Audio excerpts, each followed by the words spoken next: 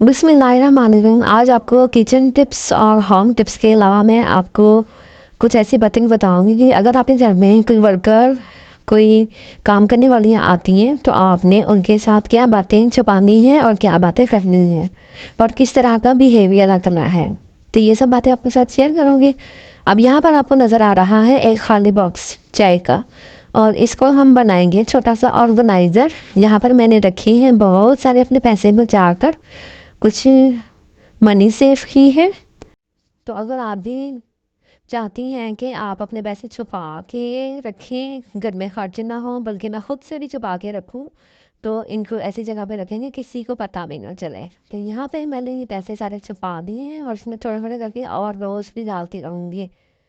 तो अगर कोई पैसे लेना भी चाहेगा तो उसको पता भी नहीं चलेगा कि इसके अंदर पैसे हैं या क्या है। इसके अलावा भी हम इसमें बहुत सारी चीज़ें रख सकते हैं, ज़रूरी नहीं कि मैंने इसे पैसे रखे हैं तो आप पैसे ही रखें।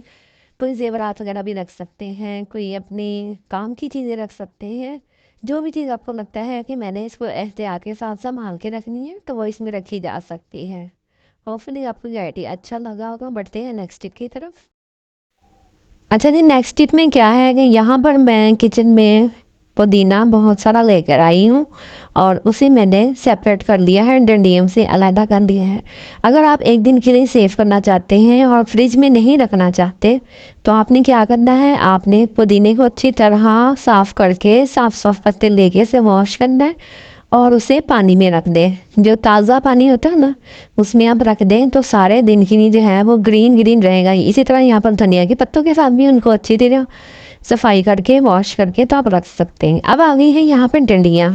अब अगर हम चाहते हैं कि हमारे घर का पुदीना हो तो आपने किस तरह लगाना है, ज़मीन में इस तरह आपने इनको बिछा के लगाना है, खड़ा करके नहीं लगाना। आपने इस तरह इनको बिठा के, इस तरह की आपको वीडियो में नज़र आ रहा है, इस तरह आपने ज़मीन में दबा देना है और ऊपर से मिट्टी डाल देनी है तो वो कॉम्प्लेन जो है वो खुद बहुत निकल आएंगी और अच्छा खासा जो पुदीना है ना वो घर का हो जाएगा। आपको बाहर से मंगवाना ही नहीं पड़ेगा और फ्रेश का फ्रेश जो धनिया है ना वो आपके घर में मौजूद होगा।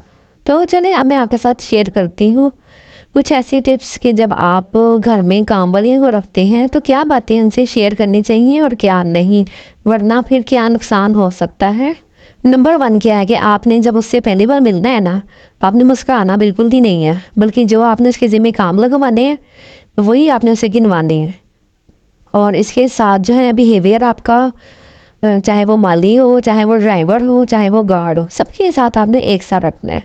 और नंबर 2 पे जब कोई वर्कर आप रख लेते हैं ना, कोई काम वाली या ड्राइवर माली वगैरह रख लेते हैं तो आपने उसके पीछे सुपरवाइज़र बन के नहीं फिरना। ये तो बिल्कुल करना ही नहीं है, बल्कि जब वो आप उसे अपनी अपनी बात अच्छी तरह समझा दें तो जब वो कर ले और अगर कोई कमी नज़र आए तो आपने डांटना बिल्कुल भी नहीं है, बल्कि आपने क्या करना है कि उसको बड़े प्यार से स्मूथली समझा देना है कि कल आपने ये वाले काम लाजमी करने हैं। और इसके बाद एक जो नंबर 3 पे बात है, औरतों को, लड़कियों को या कुछ ऐसी घरेलू खवातीन है उनको ये बड़ा मर्ज होता है कि जिनके मिलने वाले नहीं ना होते वो अपनी काम वालियों से घर की बातें शेयर करती हैं।